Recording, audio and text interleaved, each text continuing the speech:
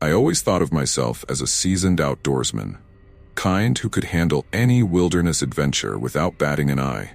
This time, I had set my sights on a remote camping trip in the wilderness of Montana, armed with nothing but my trusty RV and the thrill of isolation. There's something intoxicating about the idea of being completely alone, away from the noise of civilization. At least, that's what I told myself as I rolled into a small town that felt like it had been plucked straight from an old Western film. The buildings were weathered, and the people were few, but they seemed nice enough. Well, mostly. I stopped at a local shop to stock up on supplies. The place was quaint, with wooden shelves creaking under the weight of canned goods and dusty hunting gear. As I gathered what I needed, the shop owner, a grizzled man with a beard that looked like it hadn't seen a razor in decades, caught my eye. "You sure you want to head out there alone?" he asked, his voice a gravelly warning that sent an unexpected shiver down my spine. Strange things happen in those woods.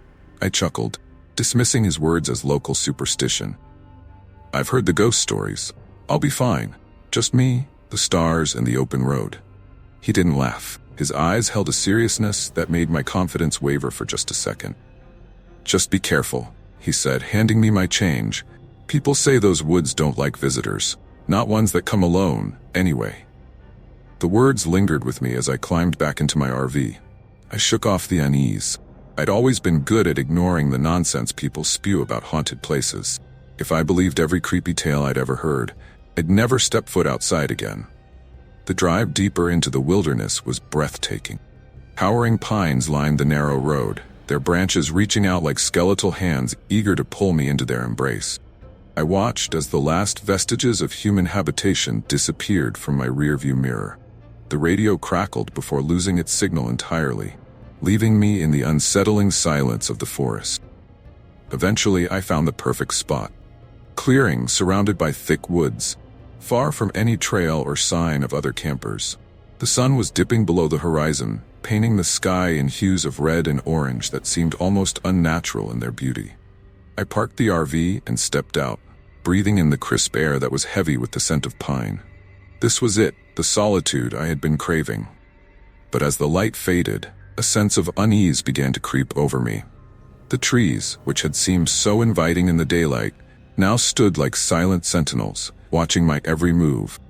As I set up camp, I couldn't shake the feeling that I was being watched. I laughed it off, blaming it on the old man's stories getting to me. But there was a tension in the air, something unspoken yet palpable. The night descended quickly, wrapping the forest in a cloak of darkness. I started a small fire, crackling flames providing the only light in the oppressive gloom. I cooked dinner, trying to relax and enjoy the solitude, but every sound seemed amplified. The rustle of leaves, the snap of a twig. That's when I heard it. A whisper carried on the wind, so faint I thought I imagined it. It was nothing, I assured myself, just the breeze playing tricks on me. Yet, the feeling of being watched only grew stronger. Then came a loud thud against the side of the RV, sending my heart racing. I stood up, the hairs on the back of my neck standing on end. Grabbing my flashlight, I cautiously stepped outside to investigate.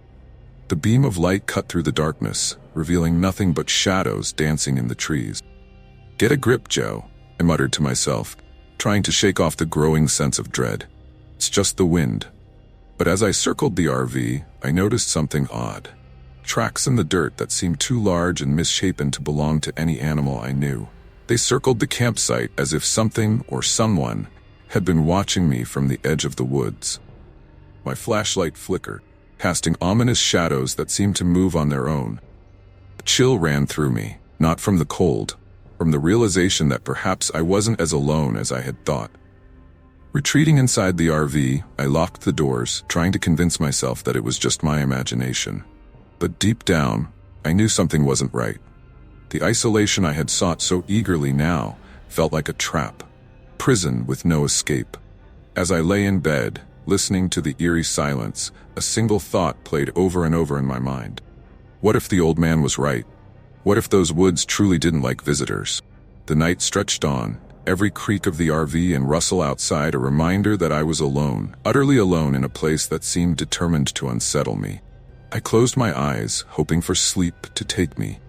but knowing full well that this night was far from over. I didn't sleep well.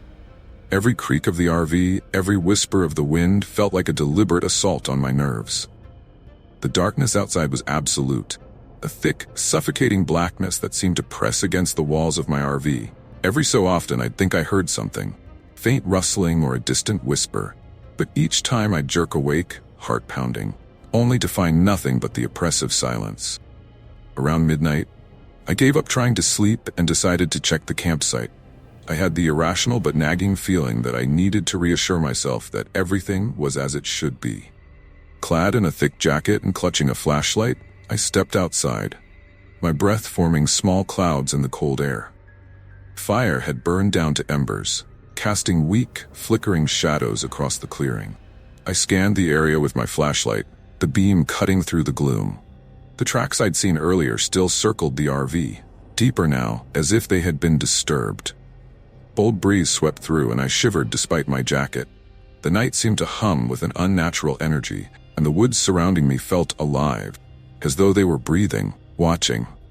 I turned back towards the RV, and that's when I saw it. A shadow, much darker than the surrounding darkness, moved quickly between the trees. My heart leaped into my throat.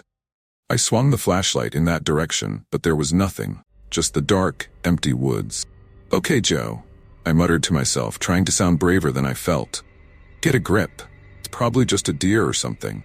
But as I headed back to the RV, I couldn't shake the feeling that I was being followed.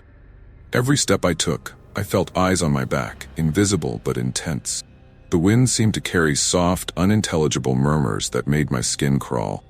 I stumbled back inside, locking the door behind me with a sense of relief. The RV, however, did nothing to dispel the creeping fear.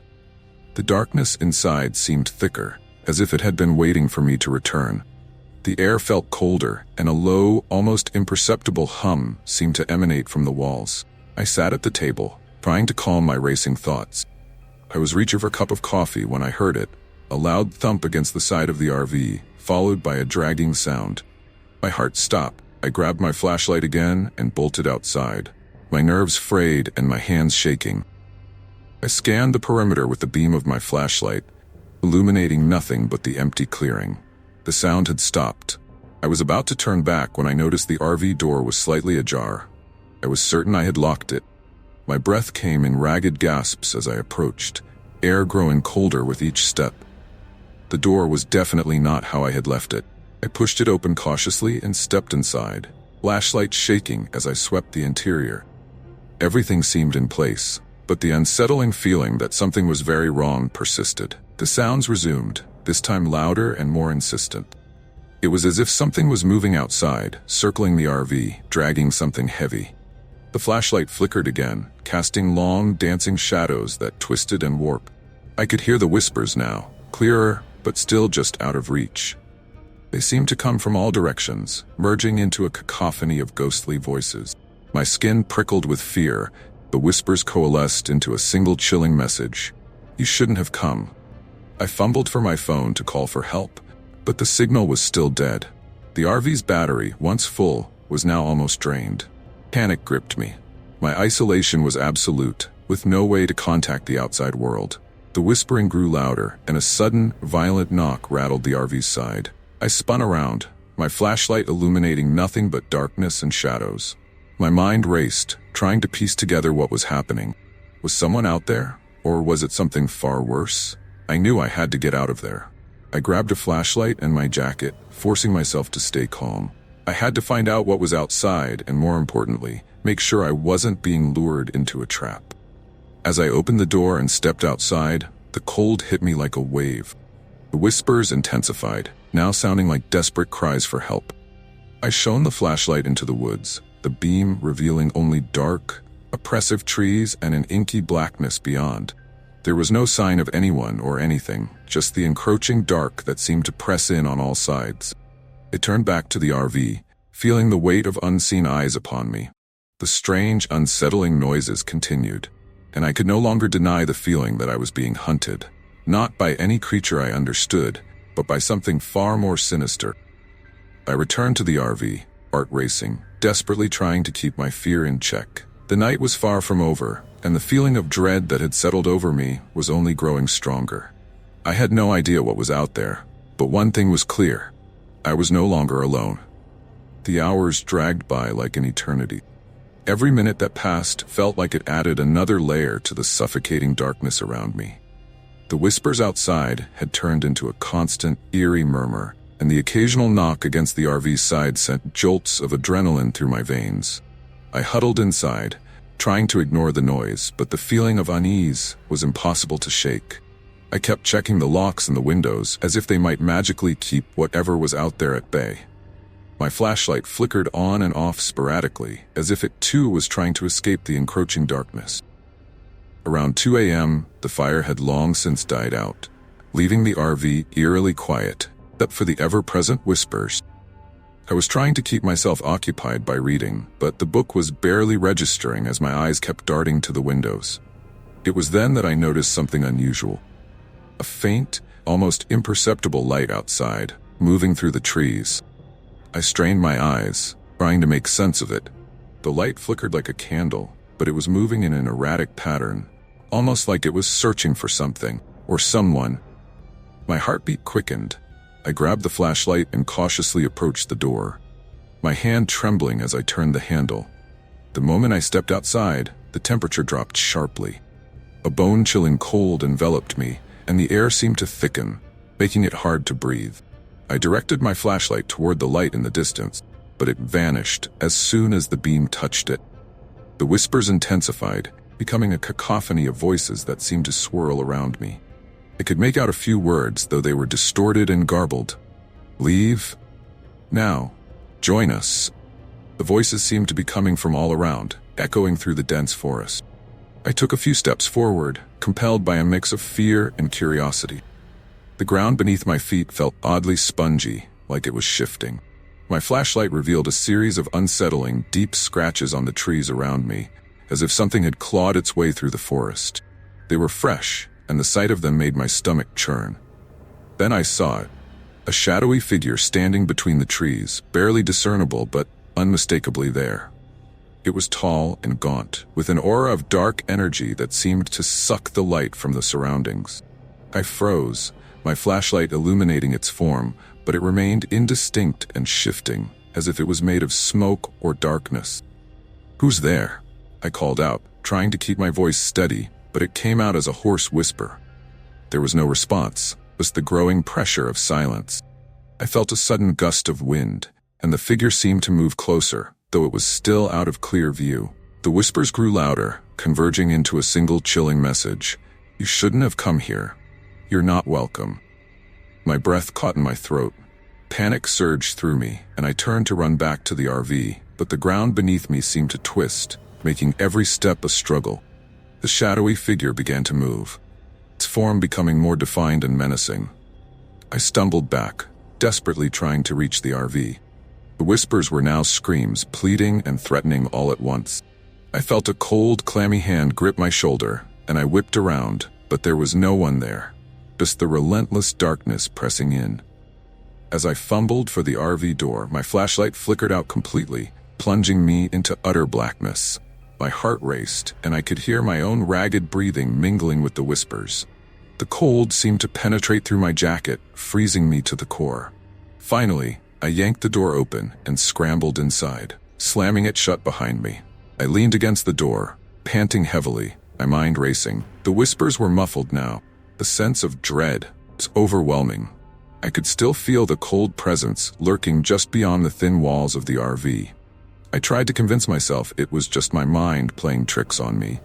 The fresh claw marks on the trees and the figure I'd seen were all too real. I needed to get out of there, but the thought of stepping outside again was terrifying. I sank into the seat, my body trembling uncontrollably. The whispers had subsided, but the fear remained. A gnawing, relentless force that made every shadow seem alive, every sound a threat. I had no idea what I was dealing with, but one thing was certain. Whatever it was far from finished with me. As the hours dragged on, I could only hope that the morning would bring light and safety. But deep down, I knew that whatever haunted these woods might not let me leave so easily. Dawn arrived with a slow, reluctant light. It seemed barely strong enough to pierce the oppressive darkness of woods. I had spent the night huddled in my RV, eyes wide open, ears straining for any sign of movement outside. The whispers had faded to a low murmur.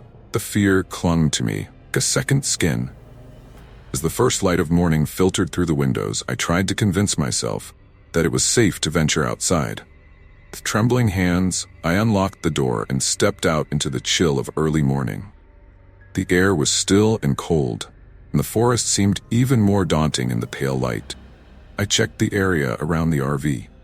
Eerie claw marks on the trees were still there, but the shadowy figure was gone. I was desperate to leave, but I needed to check if anything had been tampered with, or if there were any signs of a more tangible threat. My flashlight, now completely dead, lay discarded on the floor. I was relieved that my phone had finally picked up a signal, but the dread of spending one more second in this place made me eager to leave.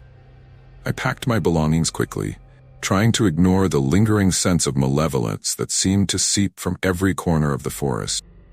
The drive out of the woods was a blur of relief and tension. I kept glancing in the rearview mirror, half expecting to see the shadowy figure or feel the chilling whispers closing in on me. The road seemed endless, winding through the dense forest, each turn an opportunity for something to emerge from the shadows. Just as I reached the edge of the wilderness, I noticed something unsettling. There were small, dark shapes scattered on the road. Broken branches, torn scraps of fabric. As I drove over them, I felt a sickening crunch under the tires. It wasn't until I got closer that I realized what they were. Personal items, strewn as if someone had been dragged across the road. A shiver ran down my spine.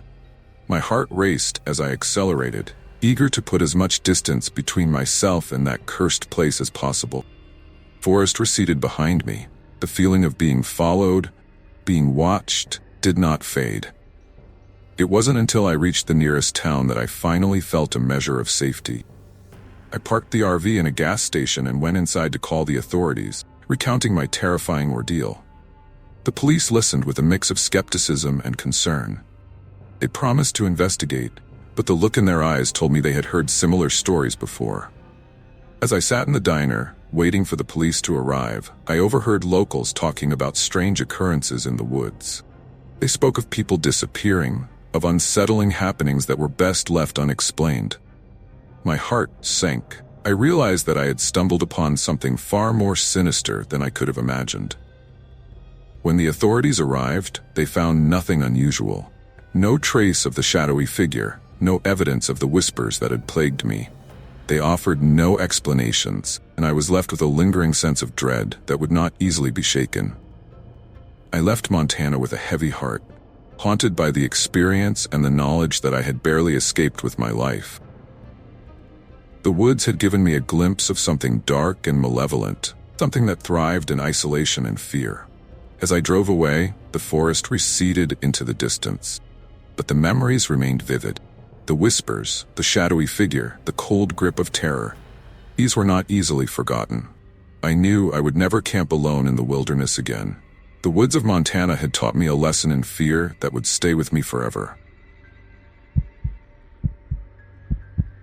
I remember the thrill I felt as we drove deeper into the forest, the roads narrowing and the trees pressing in on us like they were trying to swallow the van whole. It was supposed to be a perfect weekend getaway, chance to escape the noise of the city and reconnect with nature.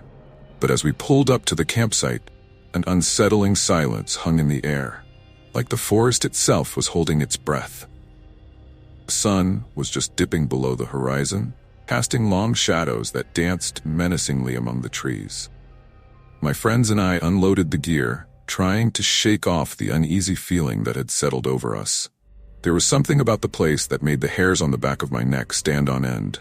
The trees seemed to close in around us, and the sky above was an unnatural shade of twilight, almost as if it were bruised. "Guys, look at this," Mark called out, his voice echoing oddly in the silence. He was holding up a tattered map he'd found in the van's glove compartment. We all gathered around as he pointed out our location. The map seemed outdated, the trails and landmarks barely visible, like it had been left behind by someone who didn't expect to return.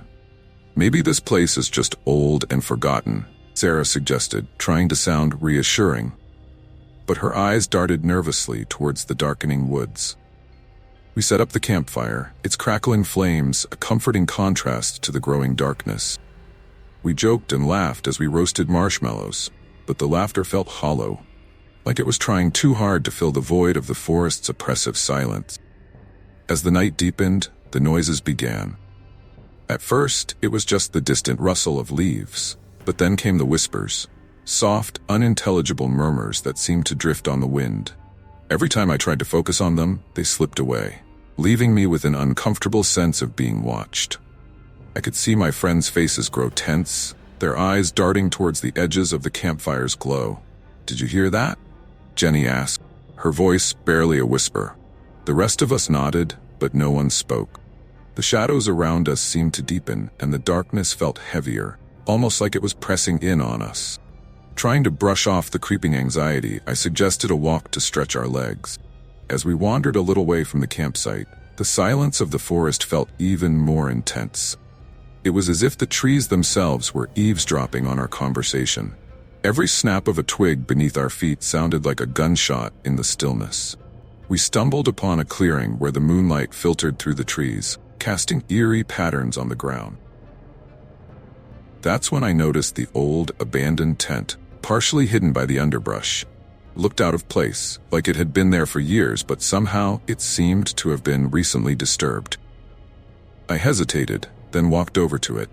Inside, I found remnants that sent a chill down my spine, scratched symbols on the ground, half-burned candles, and a tattered diary with entries about someone being chased. The entries spoke of fear and desperation, and as I read them, a sense of dread settled over me.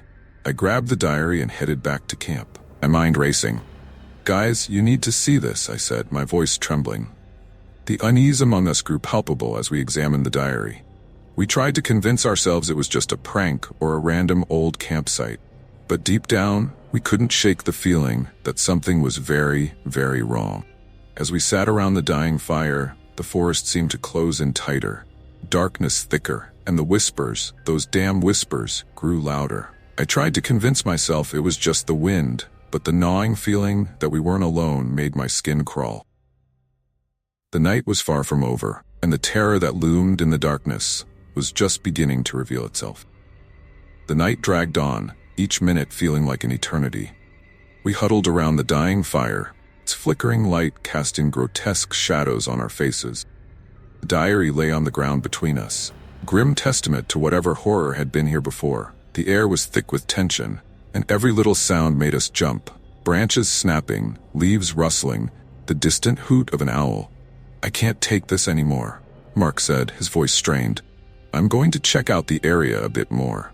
He grabbed a flashlight and headed off into the darkness. The rest of us exchanged uneasy glances, our laughter now replaced with nervous murmurs. Minutes passed, and just when I was about to suggest we call it a night, Mark returned, his face pale and eyes wide with something akin to terror. He didn't say anything at first, just tossed the flashlight into the center of the group and sat down heavily. "Mark, what's wrong?" Jenny asked, her voice trembling. Just look for yourselves," finally stammered. We followed him, our breaths visible in the chilly air. He led us back to the clearing where we had found the abandoned tent, but something had changed. The tent was now almost fully visible, and something was painted on the nearby tree, scratched symbols in what looked like dried blood. I felt a shiver run down my spine. The symbols seemed to writhe and twist in the dim light of the flashlight, as if they were alive. I could barely make out some of the shapes. An eye, a twisted figure, and what looked like a crude drawing of a face with a grotesque grin. "What is this?" Sarah's voice cracked. "This isn't right. This doesn't look like something you'd find on a camping trip." We moved closer to the symbols. I noticed something else. A few pieces of old clothing scattered on the ground, their fabric torn and stained. I picked up a shirt, feeling its cold, damp texture. It was a shirt I could swear had been worn recently, despite its state of decay. "Guys, we should go back," I said, trying to keep my voice steady. "This place is giving me the creeps." As we made our way back to the campsite, I kept glancing over my shoulder, expecting to see something, or someone, following us.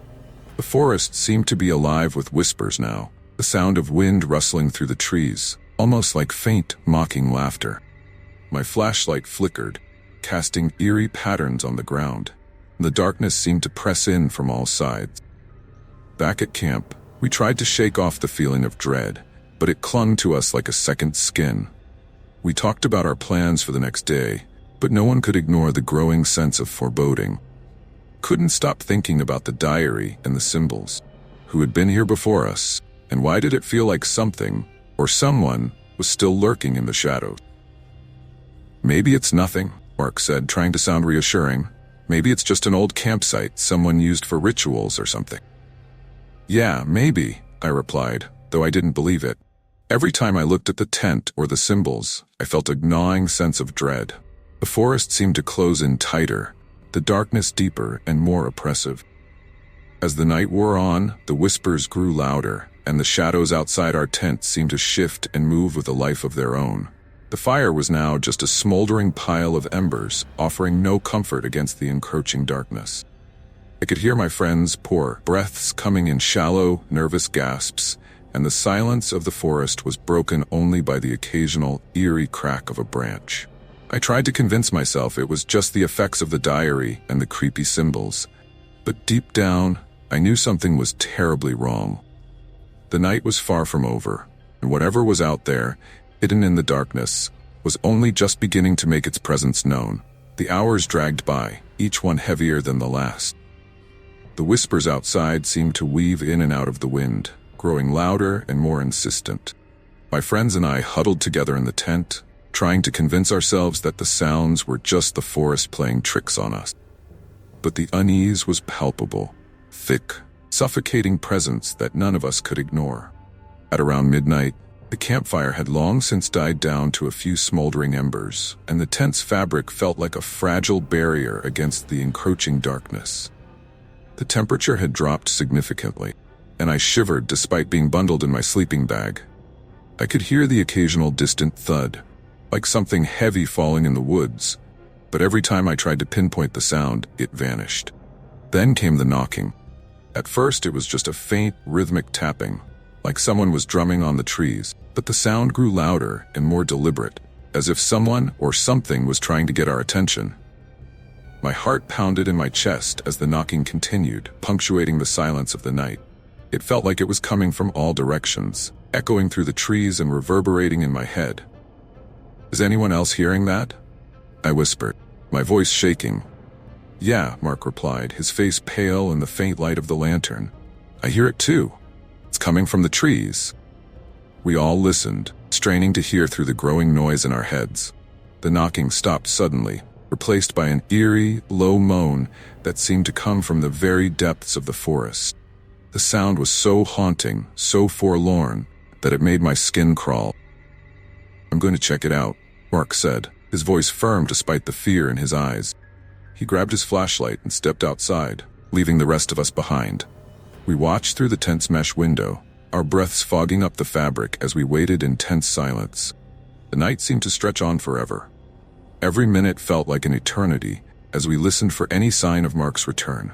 The knocking had stopped, but the moaning continued, a mournful wail that seemed to grow louder and more insistent. Suddenly, there was a crash outside, followed by a frantic shout. "Mark!" I yelled, scrambling to get out of the tent. I pushed through the fabric, my flashlight swinging wildly as I tried to make sense of the chaos. Outside, the forest was pitch black, trees looming like dark giants. I saw Mark's flashlight lying on the ground, its beam casting erratic shadows. I picked it up and shone it around, trying to find him. "Mark? Where are you?" I called out, my voice echoing through the darkness. The moaning had stopped, replaced by a heavy silence that was even more unsettling. My heart raced as I spotted something in the distance, shadows moving among the trees. I squinted, trying to make out what it was, but the shadows shifted and danced just beyond the edge of the flashlight's beam. I could see figures darting between the trees, their shapes indistinct and fleeting. "Mark!" I shouted again. There was no response. The fear in my chest tightened into a knot. I turned back towards the tent, hoping to find my friends safe, but they were already out, their faces pale and filled with fear. Suddenly I heard a scream, a blood-curdling, gut-wrenching scream that pierced the silence. It came from deeper in the woods, and the sound of it made my blood run cold. We all ran towards the source, our footsteps pounding on the ground as we pushed through the underbrush. We found Mark lying on the ground, disoriented and gasping for breath. He looked up at us, his eyes wide with terror. "Something's out there," he said, his voice barely more than a whisper. I saw something." We tried to calm him down, but his panic was contagious. Forrest felt alive with malevolent energy, darkness pressing in on us from all sides. The shadows seemed to move closer, the air thick with an oppressive sense of dread. We stumbled back to the campsite, trying to make sense of what had happened. The whispers had grown louder, almost as if they were mocking us. The shadows outside the tent seemed to grow darker, more sinister. We huddled together, our fear palpable as the night stretched on, each minute dragging by with the crushing weight of the unknown. As dawn approached, we couldn't shake the feeling that something terrible had been watching us, waiting for the right moment to strike. The forest, once just a backdrop to our adventure, had become a dark and menacing entity, secrets hidden in the depths of the shadow. The terror of that night was far from over, and we knew that whatever was out there had only just begun to reveal its true nature. As dawn broke, the oppressive darkness of the forest began to lift. But the feeling of dread clung to us like a shroud. The sun's feeble light barely penetrated the thick canopy overhead, casting long, distorted shadows that seemed to stretch and move on their own. We huddled together, exhausted and on edge, trying to piece together what had happened during the night.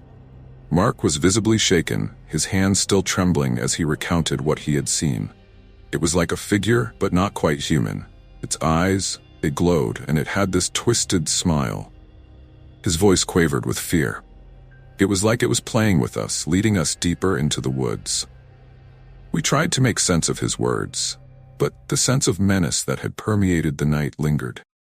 We decided to pack up and leave, desperate to escape the malevolent presence that seemed to pervade the area. As we gathered our gear, I couldn't shake the feeling that we were being watched. The forest's silence now an eerie, mocking stillness. As we loaded the last of the equipment into the van, I noticed something that made my blood run cold. The symbols we had seen near the abandoned tent were now drawn around our campsite, but they were different, new, more elaborate, and more sinister. The drawings were smeared with what looked like fresh blood, and a new symbol had been added, a grotesque, jagged face that seemed to leer at us. "We need to go now," I said, my voice tight with panic. We piled into the van, our hearts racing as we drove away from the campsite. The road ahead seemed to stretch endlessly, forest closing in on us from all sides. Every shadow, every rustle in the trees made us jump, our nerves frayed and on edge. As we rounded a bend in the road, I glanced in the rearview mirror, and my stomach dropped. Standing at the edge of the forest, illuminated by the van's headlights, was a figure. Tall, shadowy silhouette with glowing eyes and that same grotesque grin Mark had described. It stood motionless, watching us as we sped away. We drove in silence, the weight of what we had experienced pressing heavily on us. The figure remained in the rearview mirror until it was swallowed by the darkness, but its presence lingered in our minds, a haunting reminder of the terror we had faced. When we finally reached civilization, we were physically and emotionally drained. We reported the strange occurrences to the authorities, but they dismissed it as a prank or a misunderstanding. The forest, they said, was just a place for people to let their imaginations run wild. But we knew the truth. We had felt the malevolent presence, seen the shadows move, and heard the whispers that seemed to come from the very depths of the forest. The campsite was left behind, but the fear and the memories would never truly fade.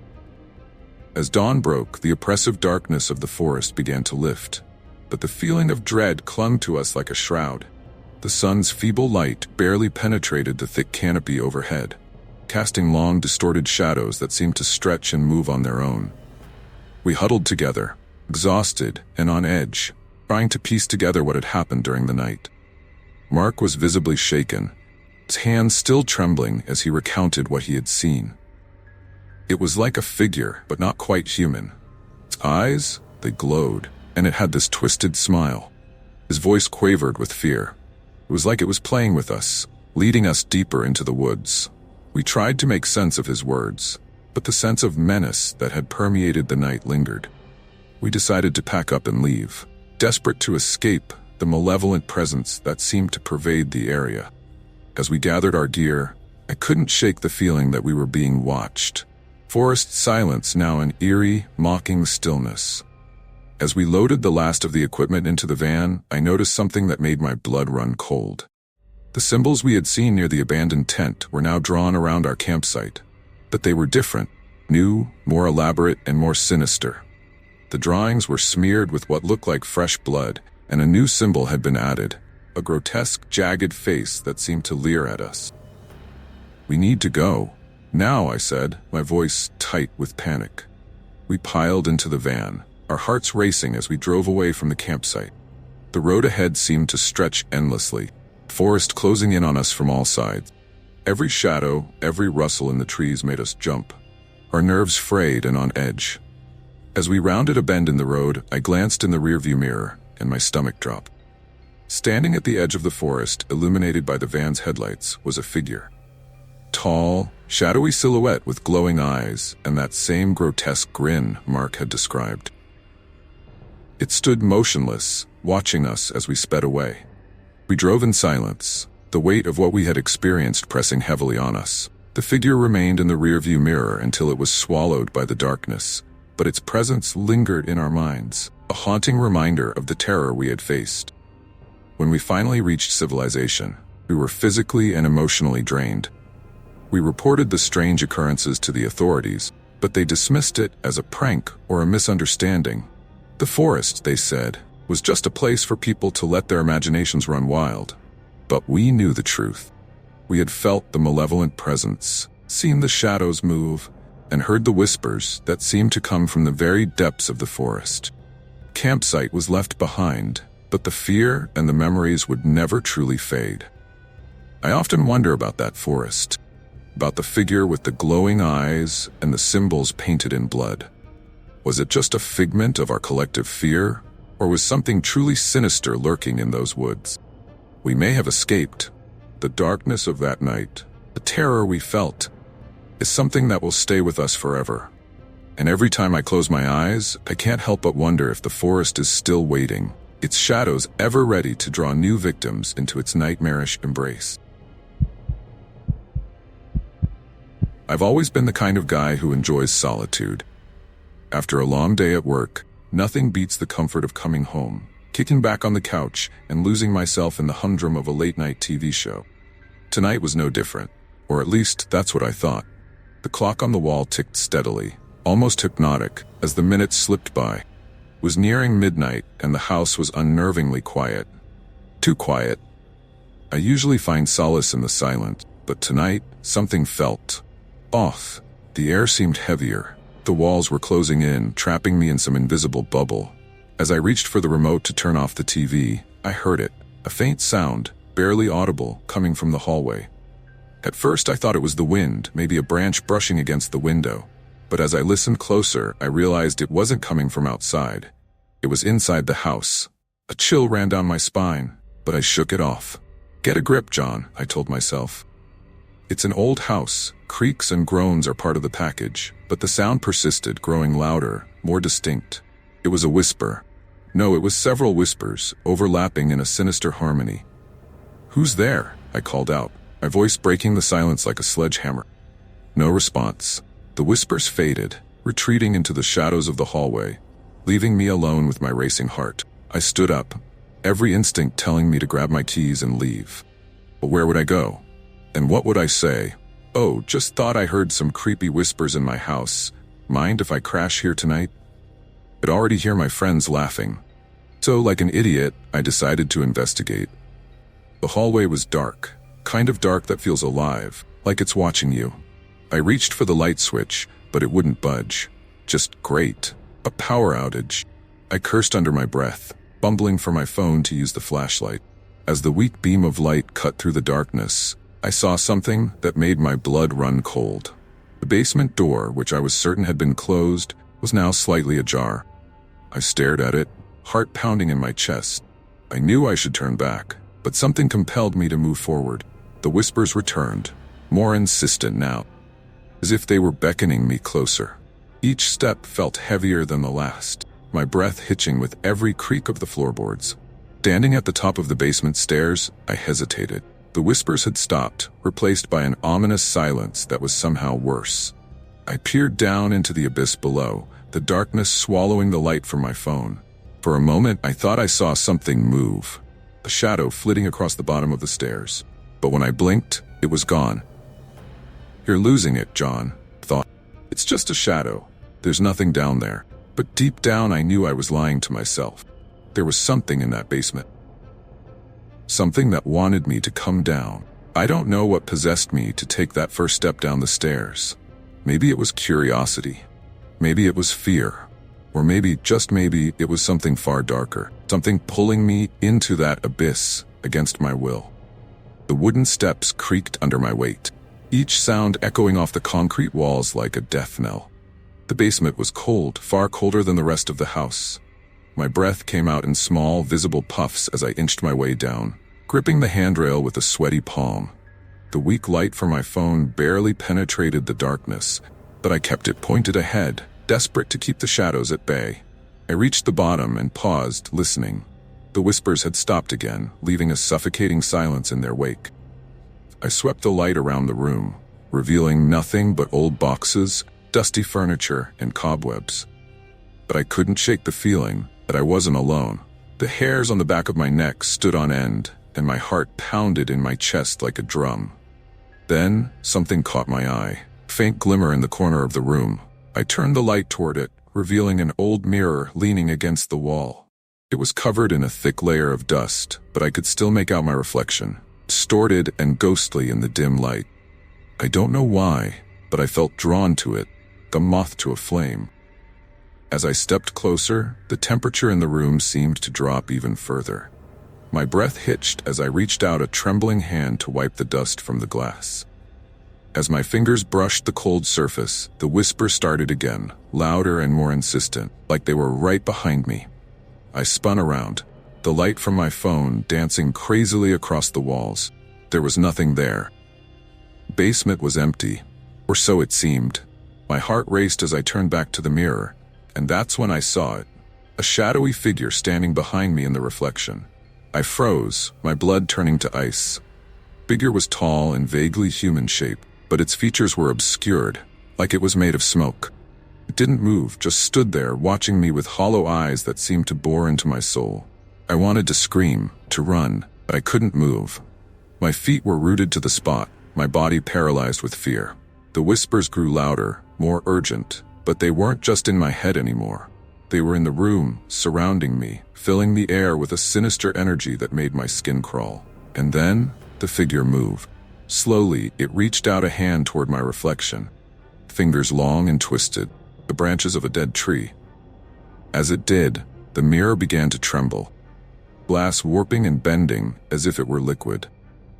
I watched in horror as the figure's hand seemed to pass through the surface, reaching out toward me from within the mirror. In that moment, something snapped inside me. I turned and bolted up the stairs, taking them two at a time. The whispers followed me, growing louder and more frantic, as if they were angry that I was leaving. I didn't stop until I reached the top, slamming the door behind me and throwing the deadbolt across. I leaned against the door, gasping for breath, my heart racing like it was about to explode out of my chest. The whispers had stopped, but the house was far from silent. I could hear my own rapid breathing, the blood pounding in my ears, and faintly, the sound of footsteps on the stairs behind the door. Something was coming up. My heart pounded in my chest as I pressed my ear against the door, trying to make sense of the sounds coming from the basement. The footsteps were slow and deliberate, like whatever was down there was taking its time, savoring the terror it was causing. I could almost picture it, that shadowy figure from the mirror, creeping up the stairs, its twisted hand reaching out for me. I had to get out of the house. I bolted down the hallway toward the front door, my hands trembling as I fumbled with the lock. The deadbolt wouldn't budge. It was like the door was frozen in place, trapping me inside with whatever was coming for me. My breath caught in my throat as the footsteps grew louder, closer. I could feel it now. A cold, suffocating presence, like a dark cloud descending on the house. Desperate, I abandoned the front door and ran to the kitchen, grabbing the largest knife I could find from the drawer. My hands shook so badly I nearly dropped it, but I forced myself to hold on.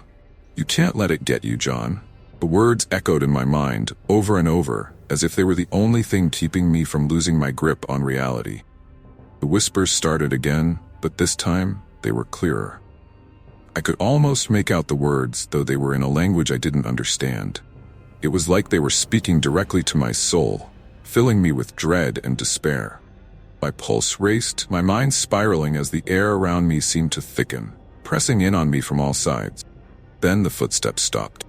I held my breath, the silence in the house more terrifying than any noise. It was here, just on the other side of the door. I could feel it, that malevolent energy, old dark presence waiting to strike. My grip tightened on the knife, my knuckles white as I backed away from the door, praying it wouldn't open. But it did. The door swung open with a slow, creaking groan, revealing nothing but darkness on the other side. My heart skipped a beat as I stared into the black void, my mind screaming at me to run, to hide, to do anything but stand there like a deer caught in the headlight. But my body refused to move. And then, I saw it. A figure darker than the shadows themselves, slowly emerged from the doorway.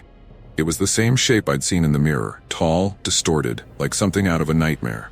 Its eyes, or where its eyes should have been, were empty voids, staring straight at me, piercing through me. The whispers grew louder, more frantic, as the figure stepped into the room. The air grew colder, so cold it burned, and I could see my breath coming out in ragged gasps. I stumbled back, my eyes locked on the thing in front of me, my mind racing for any escape, any way out. There was none. The figure moved closer, its steps slow and deliberate, as if it had all the time in the world. My back hit the wall, and I realized there was nowhere left to go. The whispers were deafening now, filling my head with thoughts that weren't my own, dark thoughts, terrifying thoughts. I tried to raise the knife, but my hand wouldn't respond. It was like I was in a dream, my body betraying me as the figure loomed over me. And then, it spoke. Its voice wasn't a voice at all, but a guttural, inhuman sound that reverberated through my skull, shaking me to my core. I couldn't understand the words, but I knew what they meant. It was here to take me, to drag me into whatever hell it had come from. I wanted to scream, to fight, but I was frozen, paralyzed by fear as the figure reached out, hand inches from my face. The darkness around it seemed to pulse and writhe, like it was alive, ready to consume me. The whispers had reached a fever pitch, a cacophony of voices that drowned out everything else, until all I could hear, all I could feel, was the overwhelming presence of the thing in front of me. And then, just as it was about to touch me, everything stopped. The whispers, the cold, the figure. It all vanished, leaving me standing there alone in the middle of my kitchen, the knife still clenched in my trembling hand. The house was silent again, as if nothing had happened, but I knew better. It was still here. The silence that followed was worse than the whispers. It was a suffocating, oppressive quiet that pressed down on me like a weight. My legs felt like they might give out any second. I couldn't afford to collapse. Not yet. I stood there in the kitchen, every nerve on edge, waiting for something, anything to happen. My mind was racing, trying to make sense of what I'd just seen. That thing, that shadow, it wasn't gone. I knew it was still here, lurking in the corners of my mind, waiting for the right moment to strike. I had to get out of the house. I didn't bother with the front door this time. I knew it wouldn't open. Instead, I bolted for the back, hoping the patio door wasn't locked by whatever twisted force was playing with me. My hand trembled as I reached for the handle, but to my relief, it slid open easily, cool night air hitting my face like a splash of water. I stumbled out onto the patio, gasping for breath, my heart hammering in my chest. The darkness outside felt different, less threatening, but still thick with tension. I could hear the wind rustling through the trees, the distant hum of traffic, but beneath it all there was something else. A low, almost imperceptible hum, like a vibration in the earth. The knife was still clutched in my hand, my only comfort in this waking nightmare. I moved cautiously, keeping my back to the house as I edged toward the gate that led to the street. If I could just make it there, I could run and never look back. But as I reached the gate, I felt it. The same cold, dark presence from the house. It was behind me. I didn't have to turn around to know. The air grew thick, almost like it was hardening around me, trapping me in place. The whispers returned, louder than ever, drowning out the sounds of the night. They weren't just in my head this time. They were all around me, filling the air with a chorus of voices that made my skin crawl. I spun around, knife raised, but there was nothing there. Just the dark outline of the house, its windows like empty eyes staring back at me. The whispers continued, relentless, as if they were coming from the very walls of the house itself. And then, I saw it. In one of the windows, the same shadowy figure stood, watching me. Its form was even more twisted now, its limbs elongated and unnatural, like it was becoming something else, something far worse. The darkness around it seemed to pulse, like it was alive, feeding off my fear. I had to end this. I couldn't run anymore. This thing, whatever it was, wasn't going to stop. It was toying with me, driving me to the edge of madness, and I knew if I didn't face it, I'd never be free. Gritting my teeth, I stepped back toward the house, knife still in hand. The whispers grew more frantic, the hum in the air intensifying as I approached the door. It was like the house itself was trying to keep me out. Or maybe it was keeping something else in. The door creaked as I pushed it open. The darkness inside swallowing the light from the patio. I stepped inside, my whole body trembling, but I forced myself to keep moving. The whispers were deafening now, almost screaming in my ears, but I didn't let them stop me. I made my way back to the kitchen, the scene of my last encounter with the shadow. As I entered the room, I saw it again, the mirror now back in its original spot, leaning against the wall.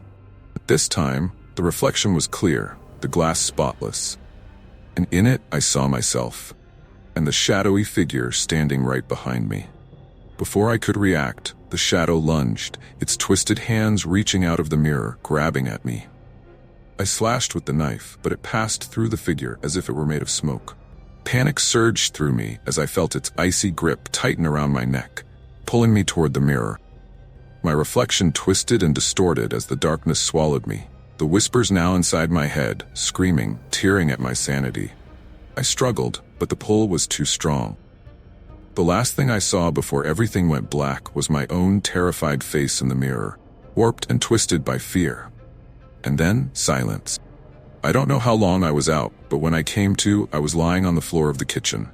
The knife was still in my hand, but the mirror was gone. The house was quiet, the whispers gone. I scrambled to my feet, every muscle in my body aching, my mind reeling. Had it really happened? Or had I lost my mind? But as I staggered out of the house, I knew one thing for certain. Whatever had been in that house, whatever had tried to drag me into the darkness, wasn't finished with me. I could feel it, lurking just at the edges of my consciousness, waiting, watching. And as I stepped into the light of the early dawn, I heard it again. Just a whisper, faint, almost inaudible, but enough to send a shiver down my spine. I'm still here. I've always been a night owl. There's something comforting about the dark, the way it wraps around you like a blanket, hiding all the things you don't want to see. That's probably why I took the night shift at the gas station. Out here, on the edge of town, it's just me, the empty road, and the hum of the old fluorescent lights. Quiet, peaceful, or at least it used to be. It started about 2 weeks ago. I'd just settled into my usual routine, counting the till, wiping down the counters, checking the cameras. Same old, same old. The night was as uneventful as they come, with only a couple of cars passing by every few hours. I was just about to brew a fresh pot of coffee when I saw it. Out of the corner of my eye, through the smeared glass of the front window, I caught a glimpse of someone standing by pump 3. It was odd, because I hadn't heard a car pull up. And believe me, out here, you hear everything. The crunch of gravel, the creak of old metal doors, the hollow sound of footsteps echoing in the dead of night. But this time, nothing. I squinted, trying to get a better look. The figure was tall, standing just on the edge of the station's light, where the shadows start to take over. I couldn't make out much, just a shape, really. But something felt wrong. I don't know how to explain it, but my gut was twisting in knots, screaming at me to stay inside, to lock the door, and forget I ever saw anything. But curiosity's a funny thing. It makes you do stupid things, like step out into the night when every instinct tells you not to. I grabbed the flashlight from under the counter, the one I hadn't used in months, and pushed open the door. The cold air hit me like a slap, sharp and sudden, making my breath hang in the air like smoke. "Hello?" I called out, my voice sounding too loud, too shaky in the silence. No answer, just the faint hum of the lights above, buzzing like a swarm of angry bees. I took a few steps forward, the gravel crunching under my boots, my flashlight cutting through the darkness. But when I reached pump 3, the figure was gone. My heart was pounding, my mind racing with possibilities. Maybe it was just a trick of the light, I told myself. Maybe I'd imagined the whole thing. But as I turned to go back inside, I felt it. A sudden, bone-chilling cold that seeped into my skin, freezing me in place. I wasn't alone. Slowly, I turned back towards the pumps, my flashlight flickering as it passed over the empty space. And then I saw it. Just for a second, but clear as day. A shadowy figure, standing right behind me in the reflection of the glass. My heart skipped a beat as I spun around, but there was nothing there. Just the empty station and the sound of my own breathing, coming out in short, panicked bursts. I didn't sleep that morning. I just sat in the break room, the lights on full blast, waiting for the sun to rise, the world to feel normal again. But deep down, I knew things were far from normal. Something had changed. And whatever it wasn't finished with me yet. After that night, things started getting weird. At first, it was just small stuff. Things I could brush off as coincidence. Lights would flicker, but they'd always done that. The security cameras would glitch, but that's nothing new for an old system like ours. I told myself it was all in my head, that I was just tired, imagining things that weren't there. But deep down, I knew better. It was a few days later when the really strange stuff started happening. I was in the middle of my shift, flipping through a magazine, trying to pass the time. It was one of those dead nights where even the road seemed to hold its breath. Around 2 a.m., the bell above the door chimed. I looked up, expecting to see a trucker or some late-night traveler, but the door was closed. That was the first time I heard it. The sound of footsteps. Slow, deliberate, like someone was pacing back and forth just outside the station. I froze, my eyes darting to the security monitors. All the screens were black, glitching out like a bad TV signal. I could hear the footsteps getting closer, the sound of gravel crunching under heavy boots, but when I looked out the window, there was no one there. Just an empty lot, bathed in the sickly yellow glow of the streetlight. My hand shook as I reached for the flashlight, the same one I'd used that first night. I didn't want to go outside, but something was pulling me towards the door, like a force I couldn't resist. I stepped out, cold air wrapping around me like a shroud. Footsteps stopped. Silence fell, thick and suffocating, as if the night itself was holding its breath. I scanned the area with my flashlight, every shadow twisting into something sinister, every rustle of leaves making my heart race. And then, just on the edge of the lot, I saw it again, the figure. This time, it was clearer, more defined. It looked like a man, but there was something off about him. His movements were jerky, unnatural, like a puppet on tangled strings. And his face was just a blur, a smear of darkness that my eyes couldn't quite focus on. "Who's there?" I shouted, my voice cracking in the cold air. No answer. The figure just stood there, staring. Or at least I thought it was staring. The longer I looked, the more I felt this overwhelming sense of dread, like something was squeezing the air out of my lungs. I wanted to run, but my legs wouldn't move. I was rooted to the spot, trapped in some sort of nightmare. And then it spoke. At first, it was just a whisper, barely audible over the wind. But it grew louder, more insistent, until I could make out the words. "You didn't stop." It hissed, the voice raspy and cold, like nails on a chalkboard. "You didn't stop." The flashlight slipped from my hand, clattering to the ground. I stumbled back, my heart pounding in my chest, my breath coming in short, panicked gasps. The figure started to move towards me, its feet dragging across the gravel, each step echoing in the empty night. "You didn't stop." Repeated. Words drilling into my skull, dredging up memories I'd tried so hard to forget. Memories of that night, all those years ago. The night I made the worst mistake of my life. I turned and ran, my feet barely touching the ground as I sprinted back into the station. I slammed the door behind me, locking it, my hands shaking uncontrollably. I backed away, my eyes fixed on the door, expecting it to burst open at any moment. But nothing happened. The only sound was my own ragged breathing and the hum of the fluorescent lights overhead. I didn't move from that spot until the sun started to rise, casting pale light through the windows. When I finally worked up the courage to look outside, the lot was empty. No sign of the figure, no footsteps in the gravel. It was like it had never been there at all. But I knew better. It was there, and it wasn't going away. I couldn't shake the feeling that I was being watched. Even during the day, when the sun was high and the gas station was busy, I felt those eyes on me. Cold, unforgiving. Nights, though. Nights were the worst. That's when the real terror began. A few days after the last encounter, I was back at the station. My nerves were shot, and every little sound made me jump. The creak of the old metal door, the hum of the coolers, even the distant howls of coyotes out in the desert. It all set me on edge. But it was the silence that scared me most. The way the world seemed to hold its breath, waiting for something to happen. I tried to keep busy, telling myself that if I just kept moving, I wouldn't have time to think.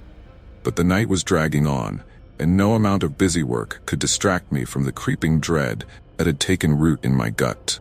Around 3 a.m., the clock ticking on the wall seemed to slow, each second stretching out into an eternity. I was behind the counter, wiping down the same spot over and over when the lights started flickering again. At first, it was just a few brief flickers, like before. Then they went out completely, plunging the station into darkness. I fumbled for the flashlight, my hands trembling so badly I could barely hold on to it. The beam cut through the darkness, but it only made things worse, casting long, distorted shadows that twisted and writhed like living things. My heart was pounding in my chest, every instinct screaming at me to get the hell out of there.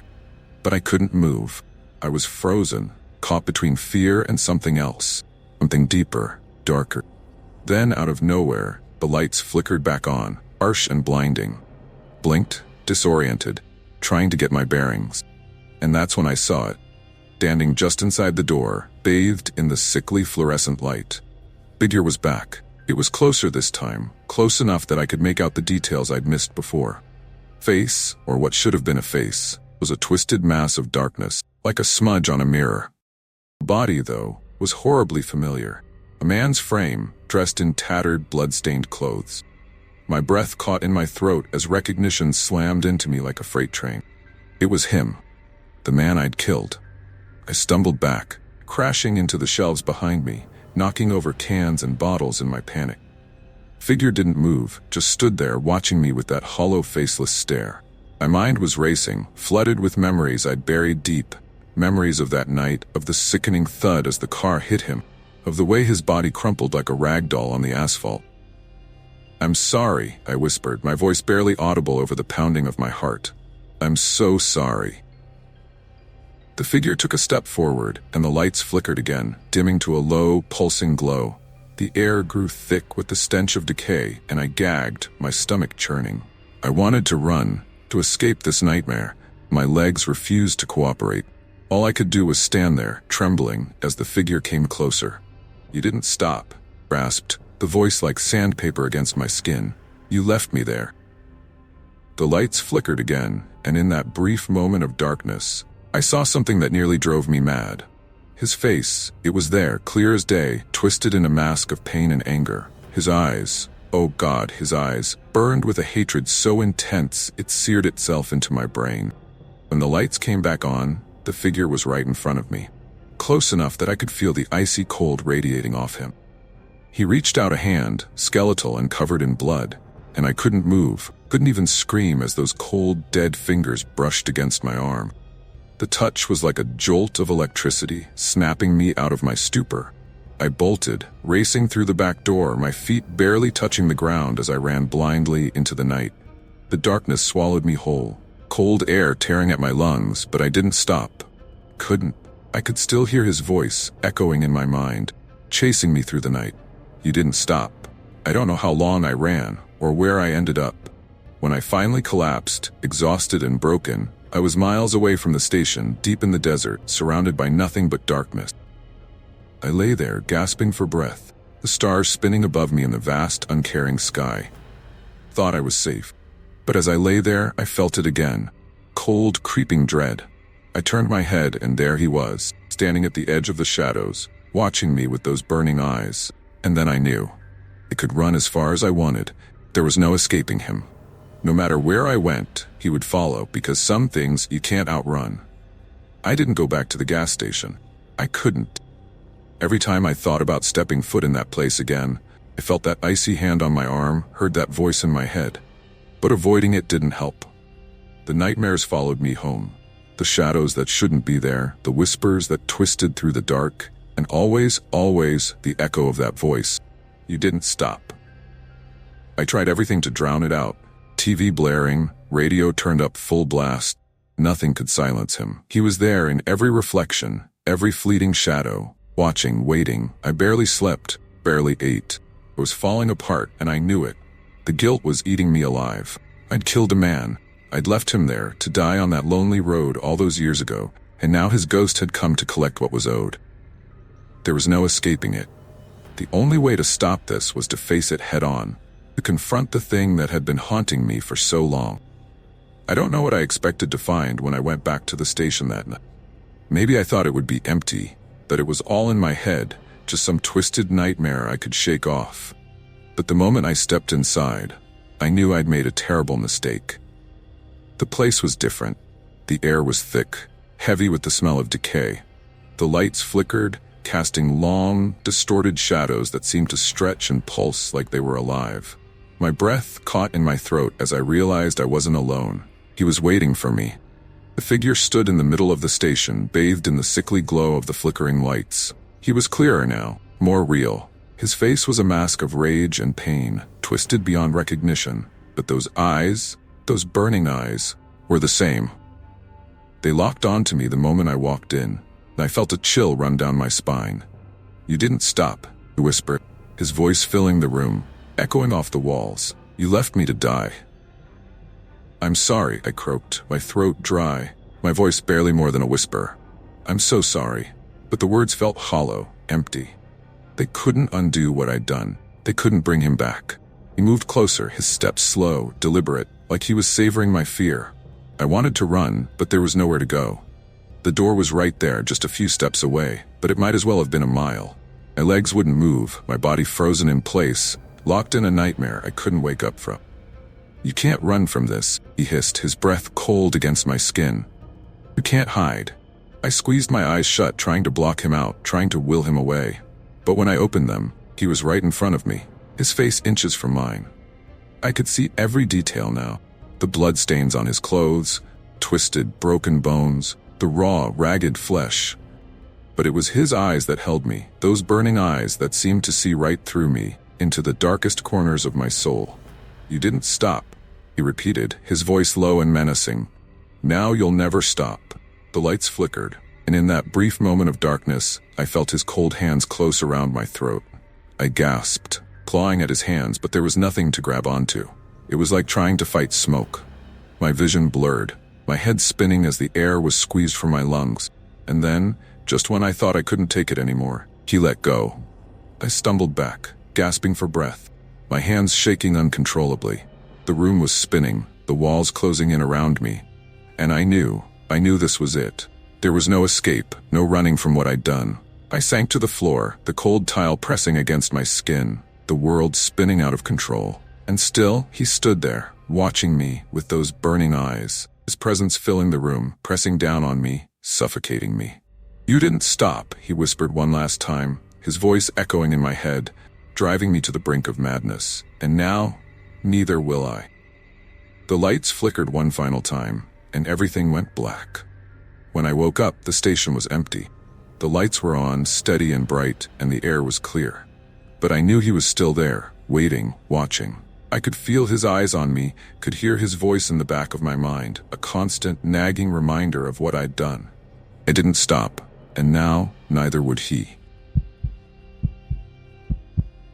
I had just moved out of my parents' house, finally stepping into the life I had always dreamed of. I landed a job at eBay, a company I'd always admired, and I wasn't alone in this new adventure. My college buddies, Peter and Anthony, had also secured positions there. Together, we packed our lives into suitcases and made the cross-country journey to San Jose, California. Our new home was a large, old house that stood on the outskirts of the city. It had character. With its creaking floors and antique charm, there was something off about it. Occasionally, we'd hear strange sounds, creaks and whispers that seemed to echo through the halls. At first, we laughed it off. After all, we were 3 young men living our dream. What was there to be afraid of? The days were a blur of excitement and hard work. We thrived at eBay, and our nights were filled with the vibrant life of San Jose. The house, with all its quirks, was just a backdrop to our newfound freedom and success. But as the weeks turned into months, those odd noises became harder to ignore. It was a typical Friday night. Peter, Anthony, and I had just returned from a night out. The house was dark, the only light coming from the street lamp outside, casting eerie shadows through the windows. We were tired, yet elated, recounting the night's events as we climbed the stairs to our rooms. As I reached my door, a cold shiver ran down my spine. I turned, half expecting to see someone standing behind me. There was nothing, just the dimly lit hallway and the distant sound of Peter and Anthony's laughter. "Did you guys hear that?" I asked, trying to mask the unease in my voice. "Dear what?" Peter replied, pausing at his door. "Never mind," I muttered, shaking my head. I didn't want to come off as paranoid. We bid each other good night and retreated to our rooms. As I lay in bed, staring at the ceiling, I heard it again. A faint whisper, almost like a distant conversation. I sat up, straining to catch the words. They were too muffled, too indistinct. My heart pounded as I listened. Every creak of the old house amplified in the silence of the night. I told myself it was just the house settling, the remnants of a long night playing tricks on my mind. But deep down, I couldn't shake the feeling that we weren't alone in that house. Something, or someone, was watching us. The dream started to unravel 3 months in. Peter and Anthony were transferred to a different office, leaving me alone in that big old house. The silence that followed their departure was deafening. I've always struggled with depression and anxiety. My mother's constant worry whenever I mentioned moving out. Alone in that house, every creak and whisper seemed amplified. The first night after they left, I lay in my bed, staring at the dark ceiling, trying to convince myself it was all in my head. The sounds, the shadows, the oppressive weight of the silence, it had to be my anxiety acting up. I tossed and turned, sleep evading me. Then I heard it. Distinct, sharp sound, like nails scraping against wood. My heart raced as I sat up, listening intently. The sound came again, closer this time, followed by a soft, almost inaudible whisper. I couldn't make out the words, but the tone sent chills down my spine. "Get it together?" I muttered to myself, forcing a laugh. "It's just your mind playing tricks." But the rational part of my brain struggled against the creeping dread. I took my medication, hoping it would calm my racing thoughts. As the minutes ticked by, the house seemed to grow quieter. The silence was thick, almost tangible. Every breath I took felt like a roar in the stillness. By the end of the week, the sounds had become more frequent, more insistent. During the day, I buried myself in work, trying to ignore the growing unease that gnawed at my mind. But at night, when the house wrapped me in its cold embrace, there was no escape. The whispers grew louder, the shadows darker and more defined. I could no longer chalk it up to anxiety or the creaks of an old house. One night, I decided to confront my fears. Armed with a flashlight and a determination fueled by sheer desperation, I crept through the house, checking every corner, every closet. The beam of my flashlight cut through the darkness, but it did little to dispel the oppressive atmosphere. As I entered the living room, the air grew colder. I could see my breath misting in the beam of the flashlight. I heard it again. The whisper, clearer this time, chilling in its clarity. "Your time is coming," it said, a voice that seemed to echo from all directions.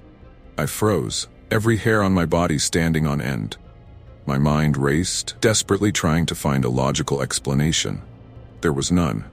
I was alone in that house, yet I wasn't. Something was there with me, something unseen and malevolent. The fear was overwhelming, a suffocating weight that pressed down on me. I stumbled back to my room, barricading myself inside. Sleep was impossible. Every creak, every whisper seemed to promise impending doom. I lay there, eyes wide open, heart pounding, waiting for the dawn to bring a semblance of safety. The next morning I made a decision. I couldn't stay in that house another night. I found a smaller, cozier apartment closer to work, hoping the change would bring some peace. But the terror I felt in that old house lingered, a dark cloud over my every waking moment. My new apartment was a stark contrast to the old house, a modern, cozy studio just minutes from my workplace. I moved in with a sense of relief, hoping the fresh start would banish the lingering dread. But that first night in the new place, I realized my nightmare was far from over. As I settled into bed, familiar sounds began. At first, it was just a faint whisper, a distant echo that could easily be dismissed. But then, it grew louder, more insistent. I sat up, heart pounding, straining to hear the words. The voice was different this time, clearer, as if it were right beside me. "Your time is coming," it whispered again, the words sending a chill down my spine. I turned on every light in the apartment, desperate to dispel the darkness. The whispers stopped, but the silence that followed was even more unnerving. I tried to convince myself it was just residual anxiety from the old house, trick my mind was playing on me. But deep down, I knew it wasn't that simple. The following nights brought more disturbances. Objects moved on their own, books falling off shelves, chairs scraping across the floor, lights flickering without reason. One night, I woke to find my phone on the other side of the room, though I was certain I'd left it charging on the nightstand. And then came the figures. Translucent, shadowy forms that flickered at the edge of my vision. They moved quickly, almost imperceptibly, but I knew they were there. I could feel their presence, cold, oppressive force that made the air thick and hard to breathe. One evening, as I sat on the couch trying to distract myself with TV, power suddenly went out. The apartment was plunged into darkness, the only light coming from the flickering street lamp outside. I fumbled for my phone, using its flashlight to navigate the room. That's when I saw it, a dark figure standing in the corner, watching me. I froze, every muscle in my body tensing. Figure didn't move, didn't make a sound. It just stood there, a shadowy silhouette against the dim light. Blinked, and it was gone. My heart raced, panic clawing at my throat. Couldn't stay there, not another minute. I grabbed my keys and bolted out of the apartment, not stopping until I was outside, gulping in the cold night air. The next day, I confided in my manager, John. He listened patiently as I recounted the terrifying experiences, his expression growing more concerned with each passing moment. "Maybe it's stress," he suggested gently. "This job can be overwhelming, especially when you're dealing with anxiety and depression. Why don't you take some time off? Get away for a bit?" His words made sense, but I knew it wasn't just stress. Something sinister was following me, something I couldn't escape. But I nodded, agreeing to take a short leave. I needed to get away, to clear my head, and figure out what was happening. That night, I packed a small bag and drove aimlessly for hours, too scared to return to the apartment. Eventually, I ended up at a motel on the outskirts of town. The room was dingy and musty, but it felt safer than being alone in that haunted place. As I lay on the lumpy mattress, exhaustion finally overcame my fear. I drifted into a restless sleep, haunted by dreams of shadows and whispers. The nightmare had followed me, and there was no escaping it. The hotel room became my refuge, temporary escape from the relentless terror that plagued me. Each night, I would collapse onto the bed, exhausted but too afraid to close my eyes. The nightmares followed me, whispering threats in the darkness, but at least here, I felt a thin veil of safety. It wasn't long before I realized I couldn't live like this, hopping from one temporary shelter to another. I needed a permanent solution. The idea of moving yet again was daunting, but I had no choice. I scoured listings, finally finding a small, cozy apartment in a well-lit building close to work. It seemed perfect. A fresh start in a place that didn't carry the weight of the old house's history or the eerie disturbances of my previous apartment. With cautious hope, I signed the lease and moved in, determined to leave the horrors behind. The first night in my new apartment, I took every precaution. I left the lights on, kept the TV playing softly, and made sure all the windows and doors were securely locked. As I lay in bed, I forced myself to breathe deeply, to relax. This was a new beginning, a chance to reclaim my life. But the peace was short-lived. It started with the lights, flickering, dimming, then flaring back to life. I tried to ignore it, telling myself it was just a faulty electrical system. But then came the whispers, seeping through the walls, insidious and relentless. "Your time is coming," they repeated, a sinister chant that echoed in my mind. The shadows followed soon after. They darted across the room, just at the edge of my vision, vanishing when I turned to look. My heart pounded, a relentless drumbeat of fear. I sat up in bed, clutching the covers, my eyes scanning the room for any sign of movement. And then I saw it. Figure standing at the foot of my bed. It was barely visible, translucent shape that seemed to shimmer in the dim light. My breath caught in my throat as I stared, too terrified to move. The figure didn't speak, didn't move, just stood there. Silent sentinel of dread. I don't know how long I sat there, paralyzed by fear. Minutes felt like hours, my mind racing with thoughts of escape. Finally, I mustered the courage to move. I grabbed my phone, fumbling to turn on the flashlight. The beam of light cut through the darkness, but the figure remained unaffected, watching me with unseen eyes. I couldn't take it anymore. I bolted from the bed, running to the door. As I reached for the handle, it felt ice cold, a chill seeping into my bones. I yanked it open and stumbled into the hallway, my breath coming in ragged gasps. I didn't stop running until I was outside, the cool night air washing over me like a balm. I sat on the steps trembling, my mind racing. This was no longer just a haunting. It was a relentless, malevolent force that seemed intent on driving me to madness. I knew then that I couldn't face this alone. I needed help, someone who could understand what I was going through and offer a way out of this nightmare. The next morning, I called my manager, John. My voice shook as I recounted the events of the previous night. The terror that clung to me like a shadow. "I believe you," he said, his voice steady and reassuring. "You need to get out of there. Come to the office and we'll figure something out." Desperation drove me to agree. I packed a small bag and left the apartment, not daring to look back. The city felt alien, the bright sunlight a stark contrast to the darkness that had consumed my nights. I arrived at the office, feeling like a refugee seeking asylum. Don was waiting for me, concern etched on his face. "We're transferring you to Florida," he said without preamble. "You need to be somewhere familiar, somewhere safe. I've already made the arrangements." Relief washed over me, mingled with lingering fear. Florida. Home, close to my family. It sounded like a dream, a safe haven from the terror that had become my life. I nodded, grateful beyond words. As I boarded the plane that evening, I couldn't shake the feeling that the shadows were still watching, still waiting. But for the first time in weeks, I felt a glimmer of hope. Maybe, just maybe, I could escape the nightmare and find peace again. The plane ride to Florida felt like a journey from darkness into light. As the miles passed beneath us, I could almost feel the oppressive weight lifting. The thought of being close to my family in a place where I'd always felt safe was a beacon of hope. Yet deep down, a sliver of dread lingered. Would the shadows follow me even here? I landed in my hometown, a small city not far from my parents' house. The familiar sights and sounds were a balm to my frayed nerves. I rented a modest apartment, a cozy space that felt worlds away from the haunted homes I'd left behind. For the first time in months, I allowed myself to hope that the nightmare was finally over. The first night was uneventful, and I slept deeply for the first time in what felt like ages. But the second night, the whispers returned. I was jolted awake by a cold breeze and the now familiar chant, "Your time is coming." My heart pounded in my chest as I lay there, paralyzed by fear. I knew I couldn't go through this alone anymore. The next morning, I made an appointment with a psychiatrist, hoping they could offer some explanation, some way to banish the terror that had taken root in my life.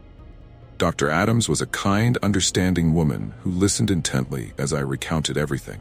The noises, the whispers, the figures. Her expression was one of concern, not disbelief.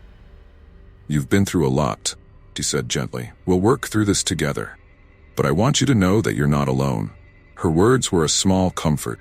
She adjusted my medication and scheduled regular sessions to help me cope. For a while, it seemed to help. The whispers grew fainter, the shadows less frequent, but the fear never fully left me. One night, as I was drifting off to sleep, I felt a cold hand on my shoulder. I shot up, heart racing, and saw a dark figure standing at the foot of my bed. It was clearer now, more defined. My breath caught in my throat as it spoke, the voice chillingly familiar. "You can't escape," I screamed, a sound of pure terror that echoed through the apartment. I scrambled out of bed, knocking over a lamp in my haste. The figure didn't move, didn't react, just stood there, watching. I grabbed my phone and bolted out the door, not stopping until I was outside, under the bright streetlight. I called my parents, my voice shaking. "Can I come over? I need to be with you." They agreed without hesitation. I drove to their house, my hands gripping the steering wheel so tightly, my knuckles turned white. When I arrived, they welcomed me with open arms, their concern evident. That night, I slept in my old bedroom, surrounded by the comforting familiarity of my childhood. For the first time in weeks, the whispers were silent, the shadows absent. The peace was fleeting. Over the next few days, the terror crept back in. Objects moved on their own, and I heard faint whispers even in the safety of my parents' house. I realized then that the haunting wasn't tied to a place, it was tied to me. Desperate, I returned to Dr. Adams, explaining the new development. Her brow furrowed with concern. "We need to dig deeper," she said. "There's something in your past, something unresolved that might be the key to all of this."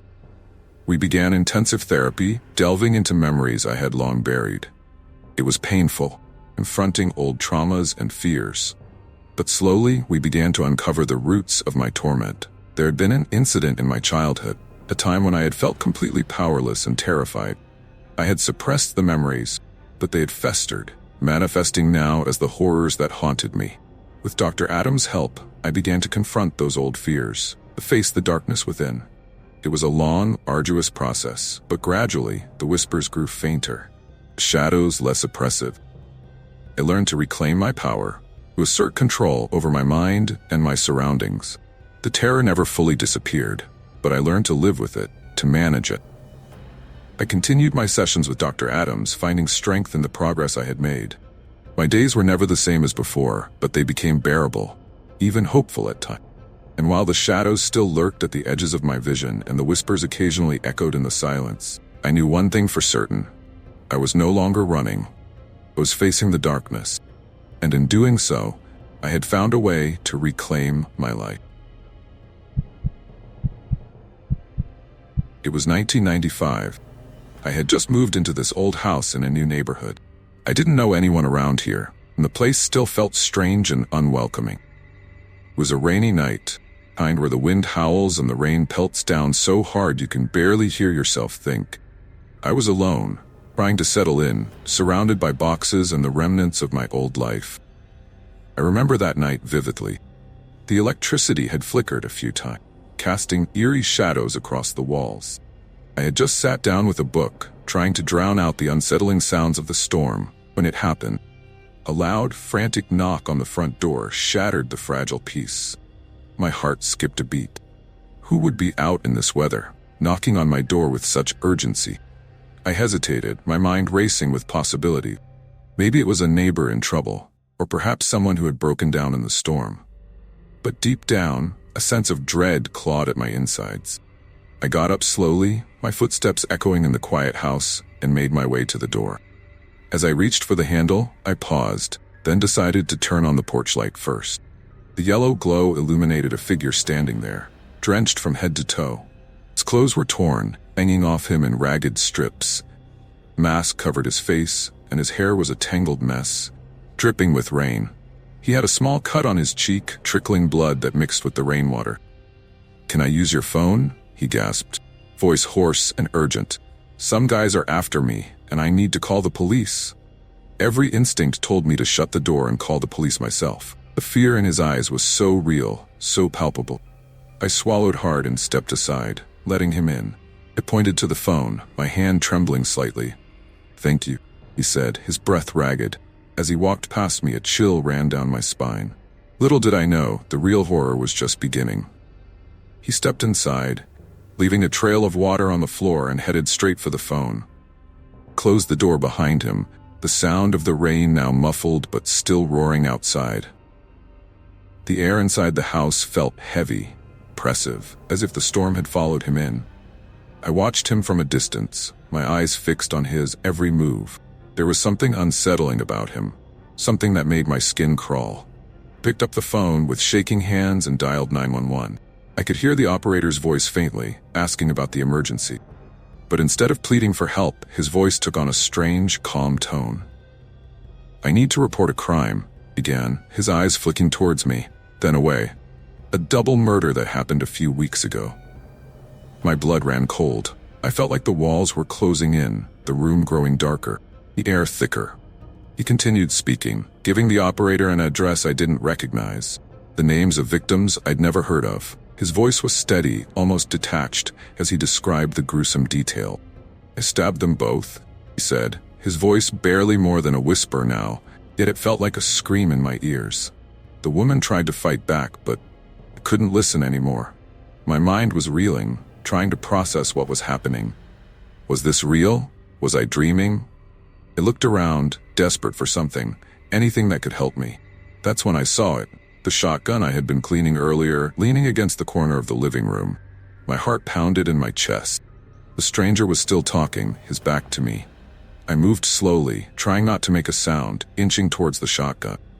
Floorboards creaked under my weight, but he didn't seem to notice. I reached it, my fingers wrapping around the cold metal. I lifted it, feeling the weight, the power it held. I took a deep breath, trying to steady myself, and then stepped forward. "Hey," I called out, my voice surprisingly firm. He turned, his eyes widening as he saw the shotgun pointed at him. "Step away from the phone." He hesitated, then raised his hands, a twisted smile creeping onto his face. "Oh," he said hoarsely, "you're gonna shoot me now?" "Not if you don't move," I replied, trying to keep my voice strong, though inside I was trembling. "Just stay where you are." The operator's voice was still on the line, frantic, asking what was happening. I lifted the phone with my free hand, keeping the gun trained on him. "Do you hear what he's saying?" I demanded. "We have a car on the way," dispatcher replied, her voice calm but urgent. "Just keep him there."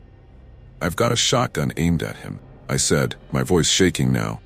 "Not going anywhere." For what felt like hours, but must have been only minutes, we stood there, locked in a standoff. The storm raged outside, the tension inside unbearable. Finally, there was a knock at the door, and I felt a rush of relief. The police were here. 2 officers burst in, towering figures in the doorway. They moved quickly, efficiently, taking the stranger into custody. As they led him away, he turned to me, that twisted smile still on his face. "Thanks for the call," he said, his voice dripping with menace. I watched them go, the adrenaline slowly draining from my body, leaving me weak and shaky. The house felt empty, eerily quiet now. But the horror of what had just happened lingered, a shadow that wouldn't leave. After the police took him away, the house was eerily silent. The storm still raged outside, but inside, it was as if the air itself was holding its breath. I slumped into a chair, the events were playing in my mind. My hands were shaking, my heart still racing. I couldn't shake the image of his eyes as he confessed to those murders, the calmness in his voice. It was as if he had rehearsed it, planned it. The details he gave were so vivid, so precise, that it left no doubt in my mind. He was the killer. I glanced at the phone, still hanging off the hook, the operator's voice faintly asking if I was okay. I picked it up and spoke, my voice barely a whisper. "Did you hear everything he said?" "Yes," she replied, tone grave. "The officers will handle it from here. You did the right thing. But had I? I let him into my home, gave him access to the phone. If I hadn't had that shotgun, if the police hadn't arrived when they did." Thought made my stomach churn. Sleep was impossible that night. Every creak of the house, every howl of the wind set my nerves on edge. I kept seeing his face, twisted smile, hearing his voice in my head. By morning, I was exhausted, but there was no escaping the reality of what had happened. I called the police station the next day, desperate for answers. They told me he was a patient from a nearby mental institution, off his medication. That wasn't all. He was indeed a murderer. One they had been hunting for weeks. He had escaped custody during a transfer, jumping out of a moving vehicle, which explained his disheveled appearance. "You were lucky," the officer said, his voice serious. "He was dangerous. You did well to keep him there until we arrived." Lucky. That word echoed in my mind. I didn't feel lucky. Felt haunted.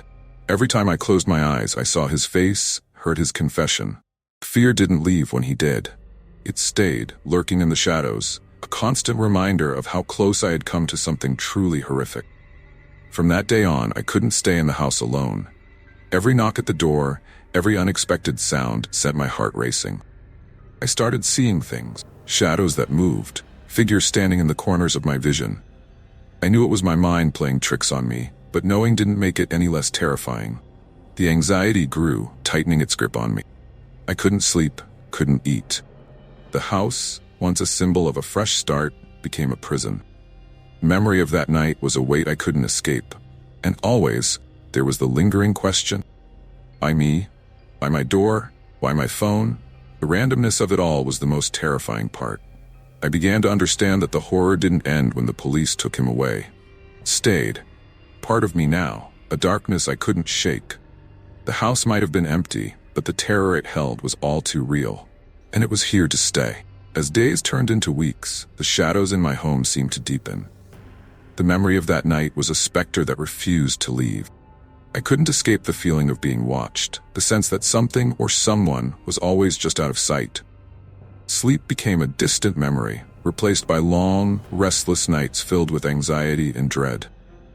One night, as I sat in the darkened living room, phone rang. The sound jolted me out of my thoughts, my heart racing as I picked it up. The voice on the other end was calm, almost too calm. "It's Officer Daniels," the voice said. "I wanted to update you on the case." My grip tightened on the phone. "What is it?" "We've learned more about the man who came to your house. He was more dangerous than we initially thought. Multiple homicides, not just the double murder he confessed to. His escape was planned. He wanted to find someone isolated, someone he could manipulate."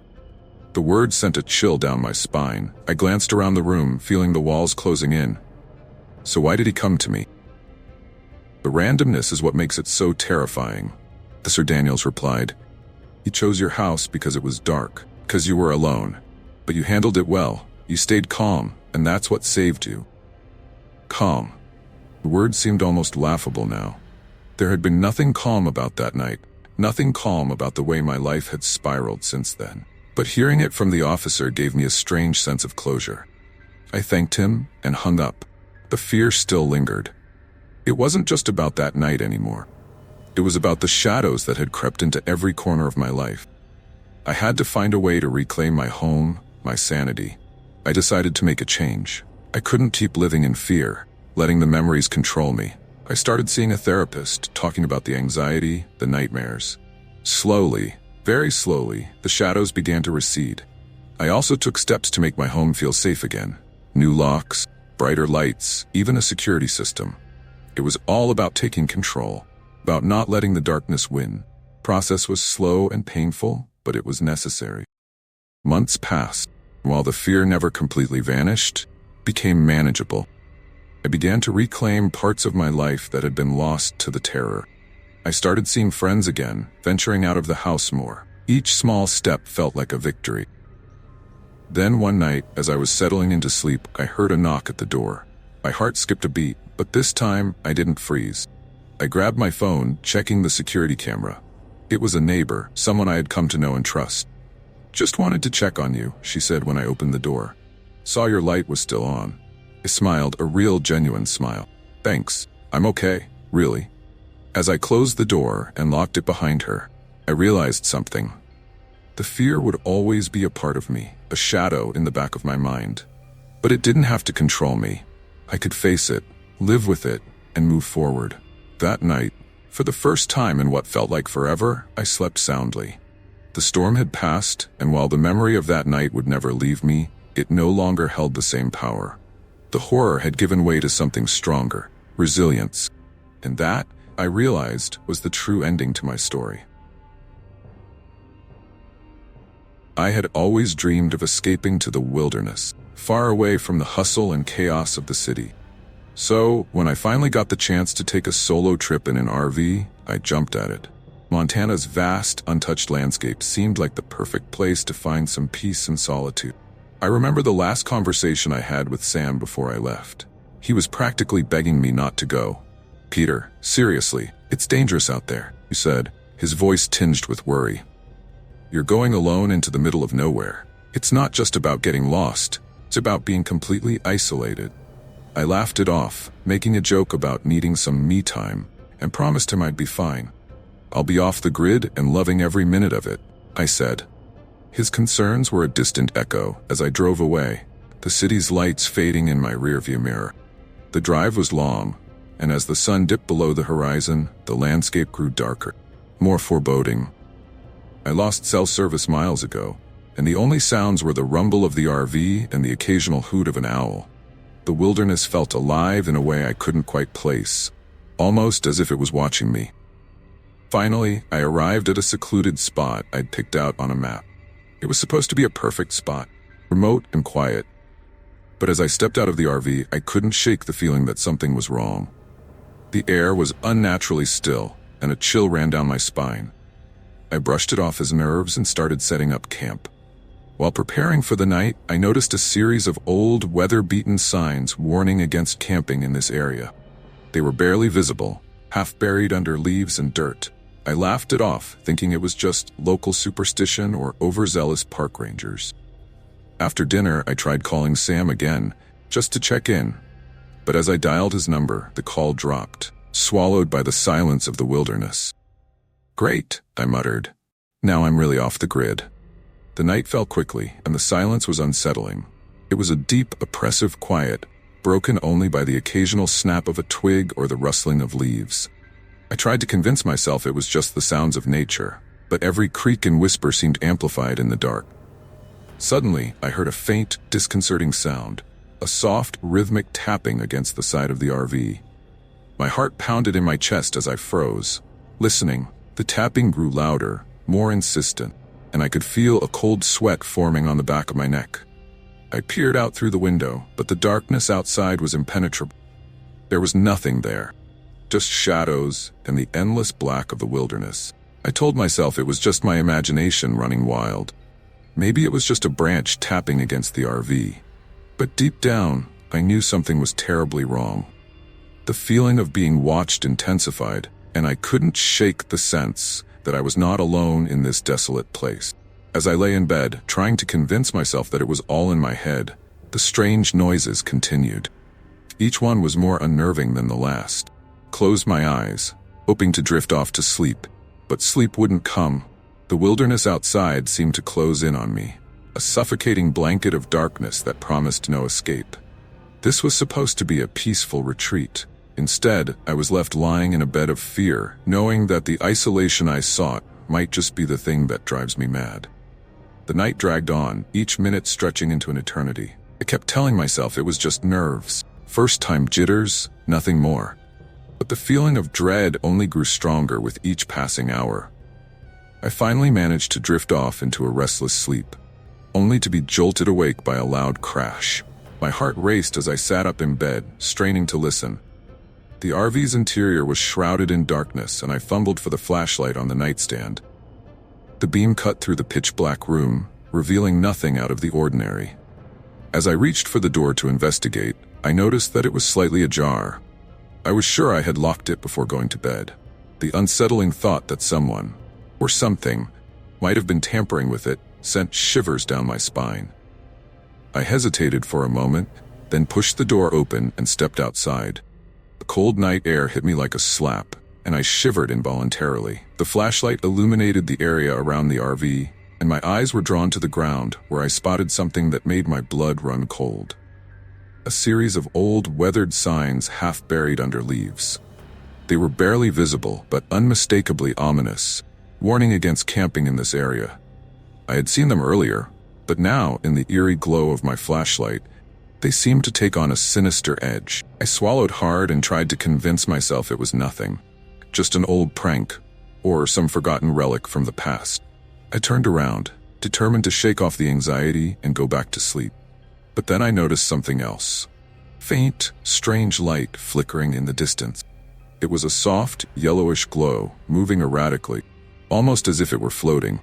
Curiosity got the better of me, and I decided to investigate. I walked towards the light, my flashlight casting long shadows on the ground. As I got closer, the light seemed to move away from me, leading me deeper into the woods. My steps were cautious, each one crunching loudly on the dry leaves. Suddenly, I heard a voice, a soft, eerie whisper that seemed to come from all directions. It was just a murmur at first, but it grew clearer, calling my name in a chilling, disembodied tone. Peter, Peter. My flashlight flickered, and I had to stop to reset it. When the beam returned, I saw that the light I had been following had vanished.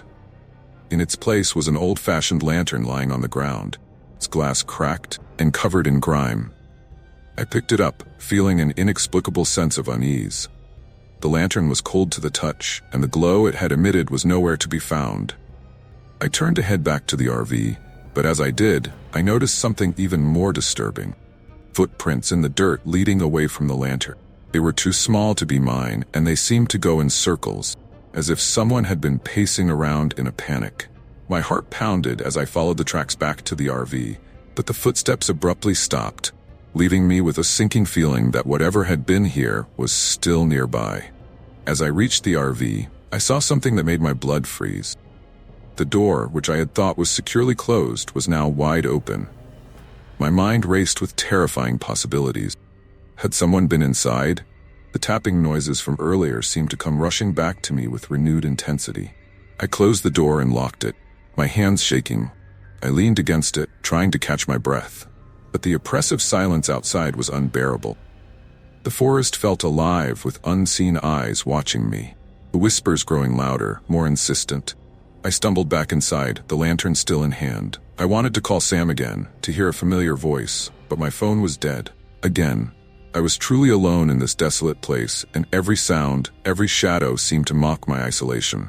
The wilderness outside felt like a living nightmare, closing in on me with every passing second. Sleep was impossible. I sat in the darkened RV, the flickering light of the lantern casting grotesque shadows on the walls. Every creak of the RV, every gust of wind against the exterior, seemed to bring with it a creeping dread that I couldn't shake. I knew one thing for sure. Whatever was out there wasn't going to let me forget I was never alone. I spent the rest of the night jumping at every little noise. Exhaustion weighed heavily on me, but sleep was elusive. My mind raced with terrifying possibilities, each one more horrific than the last. I kept telling myself it was just my imagination, but deep down, I knew something was terribly wrong. Then, it happened. I woke up to a sound that was impossible to ignore. A loud bang that echoed through the RV. My heart raced as I sat up in bed, my flashlight clutched tightly in my hand. The RV was eerily silent, except for the faint creaking of metal and the low hum of the fridge. I carefully moved to the window, peering outside into the oppressive darkness. The world beyond was a pitch-black void, only the faintest outline of trees visible in the dim light of the waning moon. My breath fogged up the glass as I scanned the area, but there was nothing except the dense, unnerving silence. With a surge of determination, I threw on my jacket and stepped outside. The night air was colder than before, and it seemed to press down on me, heavy with an unspoken threat. My flashlight beam cut through the darkness, revealing nothing but empty space and a few scattered leaves. I walked around the RV, my footsteps muffled by the thick layer of pine needles on the ground. As I rounded the corner, I saw something that made my blood run cold. The RV's door, which I had so carefully locked, was slightly ajar. My heart pounded as I approached it, the darkness around me closing in like a suffocating shroud. I pushed the door open and stepped inside, trying to remain calm despite the icy grip of fear tightening around my chest. The interior of the RV was exactly as I had left it, except for one glaring detail. The old-fashioned lantern I had found earlier was now placed in the center of the floor, its light flickering ominously. I picked it up, but it was cold, glass cracked, and it emitted no warmth. A chill ran through me as I placed it back on the table. I was about to turn and head back to bed when I heard it. Soft, shuffling footsteps outside. I froze, straining to listen. The sound was coming closer, deliberate and slow, like someone, or something, was moving stealthily around the RV.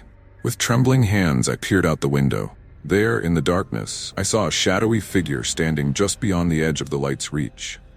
The figure was tall and indistinct, cloaked in the darkness as if it was part of it. My breath caught in my throat, and I felt a primal fear grip me. Couldn't make out any features, but the presence was unmistakably menacing. The figure didn't move, didn't speak, just stood there, watching. I tried to rationalize it. Maybe it was a trick of the light, or a hallucination brought on by stress and fear. But deep down, I knew that wasn't true. Something was out there, and it was watching me. I grabbed the flashlight and opened the door, stepping outside. The night was unnaturally quiet now, and the figure was gone. I scanned the area with the beam of my flashlight, but there was no sign of it. Only the trees swaying gently in the wind and the eerie silence that seemed to mock my fear. I turned to go back inside when I heard it again. The voice. It was faint, almost like a whisper carried on the wind, but it was unmistakable. "Peter?" It called softly, as if beckoning me into the darkness. My heart pounded. I felt a surge of panic. I stumbled back into the RV, slamming the door shut behind me. I locked it and collapsed onto the floor, my breath coming in ragged gasps. The lantern's flickering light cast monstrous shadows on the walls, and every creak of the RV seemed amplified, filled with a sinister purpose. I knew I had to get out of there, but every time I tried to start the engine, it sputtered and died. My phone was dead, and the thought of being trapped in this nightmare with no way to escape was almost too much to bear. The whispers continued, growing louder, more insistent. "Peter, find us." Desperation clawed at me as I tried to stay calm. Whatever was out there, whatever was watching me, seemed to be closing in. The night outside was filled with an oppressive darkness that felt almost alive, and I was left alone in this tiny metal box, waiting for the next horror to reveal itself. The hours dragged on, each minute stretching into an agonizing eternity. I could hardly think straight. My mind was a chaotic whirl of fear and exhaustion, and every sound outside seemed to grow more menacing. The whispers never ceased, weaving through the night like a sinister lullaby. I was jolted awake by a sudden, bone-rattling noise, something hitting the side of the RV with a force that made the entire vehicle shake. My heart pounded furiously as I scrambled out of bed, fumbling for my flashlight. The light flickered weakly before stabilizing, cutting through the darkness. I peered out the window, but the night outside was now a crushing void. There was no sign of movement, no hint of what had caused the noise. My flashlight's beam swept across the area, but all I saw were trees standing in ominous silence. Then I heard it. Distinct sound of scratching, as if something was clawing at the RV's exterior. The scratching grew louder, more frantic, and I could feel the vibrations through the metal walls. My breaths came in shallow gasps, my fingers trembling as I clutched the flashlight and a small knife I had brought for protection. I tried to convince myself that it was just wildlife, maybe a bear or a raccoon, but deep down, I knew it wasn't. The RV's lights flickered and then went out entirely, plunging me into darkness. Panic surged through me. I tried the engine again, but it was dead. No revving, no sign of life. I was trapped. The scratching turned into pounding, the sound growing louder and more desperate, like someone or something was trying to break in. A guttural growl echoed through the night, a sound so primal and terrifying that it felt like it was coming from the very pit of hell. I moved to the door, peering through the small window. The darkness outside was impenetrable, but I could feel a presence, a suffocating sense of being surrounded. Then, with a violent crash, the RV's door burst open. My flashlight's beam revealed shadowy figures moving swiftly into the RV, their forms indistinct and shifting like smoke. My heart was racing, my breath coming in ragged bursts as I tried to fend them off with the knife. One of the figures reached out, its hand just a dark blur, and I felt a cold, clammy grip on my arm. I screamed, a sound swallowed by the oppressive silence. The figures surrounded me, their eyes glowing with a malevolent light that pierced through the darkness. They spoke in twisted, garbled voices, their words a jumbled mess of threats and incomprehensible phrases. I fought with everything I had, but their strength was overwhelming. They pulled me away from the RV, dragging me into the forest. I struggled and kicked, but it was like fighting against a wall of darkness. The forest seemed to close in around me, the trees bending and warping as if alive, their branches reaching out to ensnare me. The last thing I remember was the cold grip tightening around my throat and the horrifying realization that I was utterly alone, surrounded by malevolent entities that thrived on fear. The world spun into chaos, and everything went dark. The next day, rescue teams arrived, drawn by the abandoned RV and the scattered belongings that spoke of a sudden, violent departure. The RV was empty, the interior in disarray. They found my personal effects scattered outside, but there was no sign of me, no trace of where I had gone or what had happened. The wilderness remained silent, holding its secrets close. No one ever found out what truly happened to me. The forest of Montana stood as a silent witness, its dark shadows concealing the horrors that claimed my soul. In the end, it was a chilling reminder, the dangers of isolation. Never go camping alone in the wilderness, especially not in a place where the darkness seems to hold something more than just trees and silence. Some places are best left unexplored, and some fears are better left unspoken. Thank you for watching. I hope you enjoyed these chilling stories as much as I enjoyed sharing them with you. If you haven't already, be sure to subscribe to the channel and give us a thumbs up to keep the terror coming. Your support means the world to us and helps us bring even more spine-tingling content your way. Before you go, don't forget to check out the video playing on the screen. It's packed with more unsettling tales and eerie experiences that you won't want to miss. If you have any frightening stories of your own or suggestions for future content, drop them in the comments below. Stay tuned for more haunting adventures. Until next time, sleep tight. Decant.